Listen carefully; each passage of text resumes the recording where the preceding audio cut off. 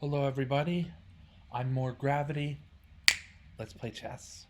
We're going to review a game of chess that I finished about 5 minutes ago. I had the white pieces. Let's get started. Alpine Sicilian. Her white moves to c3. It's a great way to shore down control of the d4 square at center. Still within book. White wants to trade the pawns on d4, and usually black is okay with that, and this is what occurs.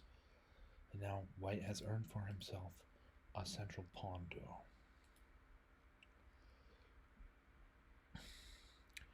The move g6 prepares bishop g7, which isn't all that bad.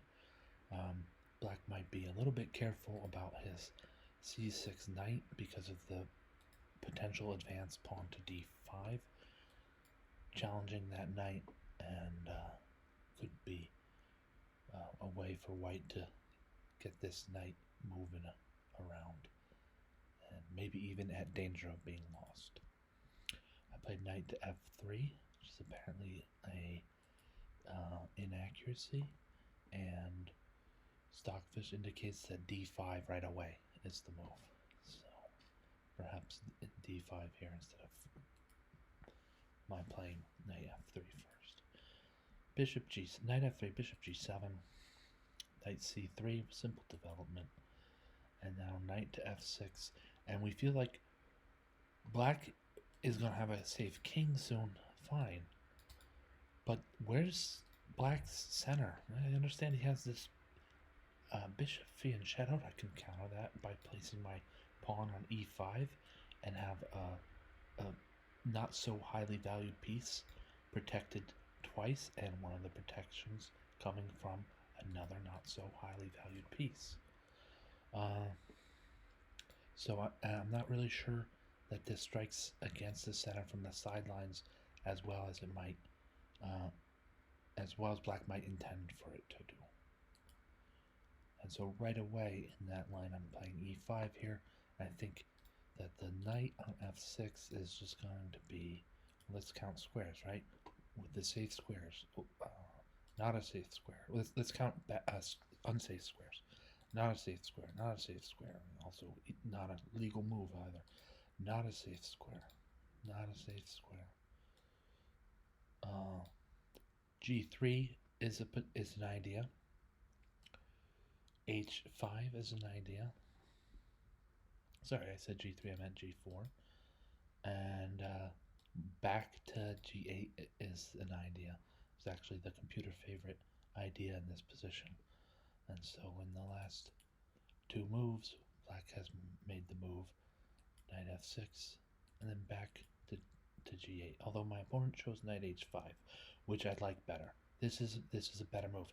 Why is this a better move than g8? G8 going right back to g8, and black's just flat-footed, start to finish all the way. Though his pieces are too flat-footed on the back rank.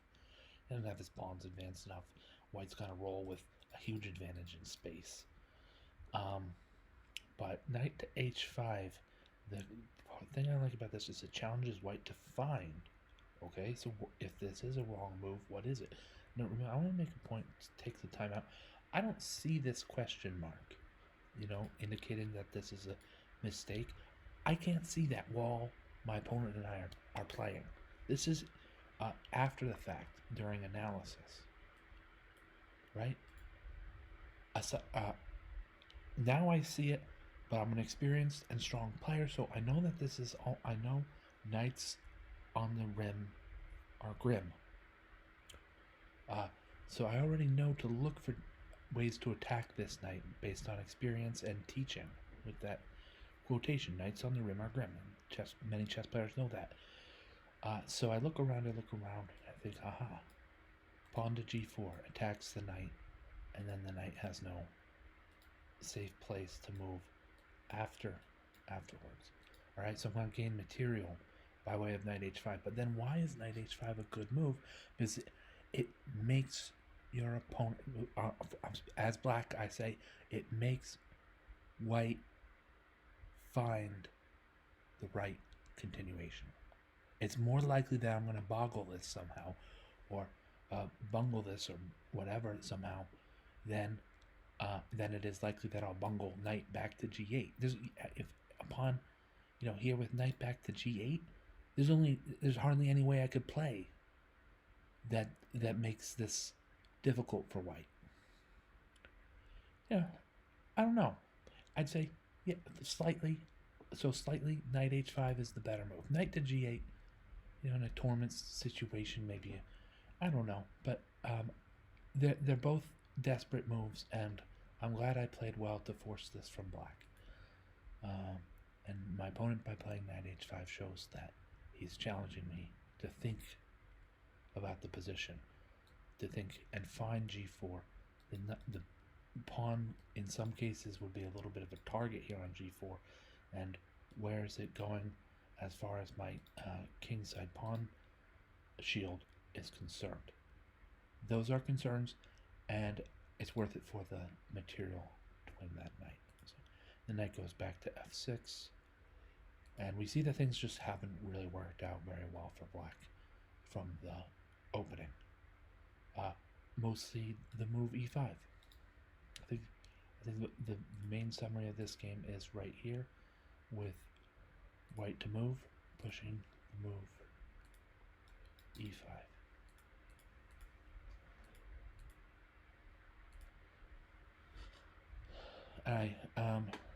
Not to belabor this too much, but from there, one thing I did well was to really push for when you stick the dagger in, make sure to turn. Or some say when you stick the knife in, make sure to turn. Saying, like, if you're battling a bear and you have your hunting knife in near his neck, wherever it is, it's in, good, then turn. The bear will fall. I'm sorry about that. Really, no, just to go for it when you sense blood, just to go for it. I sense blood here.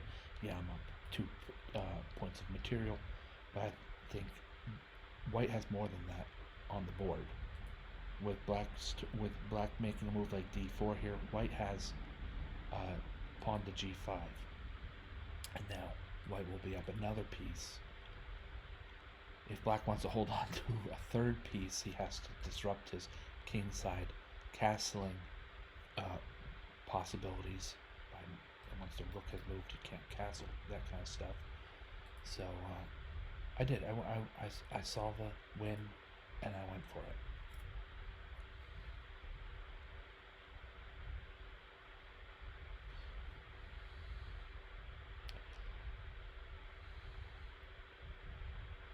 Sort of, mostly just a natural continuation of the position. I'm winning trades and capturing pieces where possible. So white wins.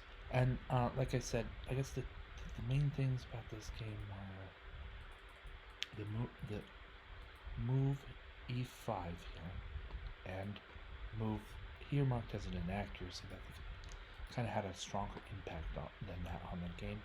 But the move knight f6, as well as the move e5, and then going for it. Well, e5, finding the continuation when my opponent challenged me with knight h5 instead of knight g8, and then really just going for everything, going all out, going for gold, in it to win it kind of approach to this game by white, and creates this nice game as a result. And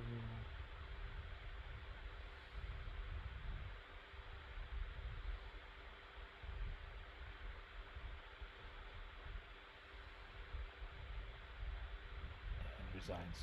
So this game was shown to be very accurate by white, and accurate enough that black need not hang his or their head.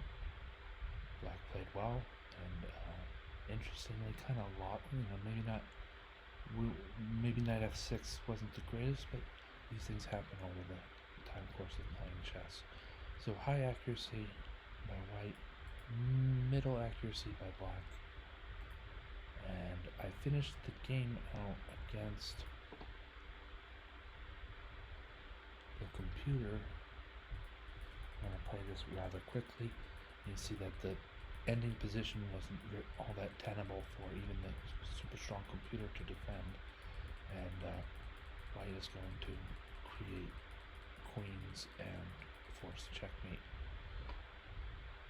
When that's done, we see also very accurate analysis. The computer analyzes white as being very accurate and analyzes black as being quite accurate here, 83.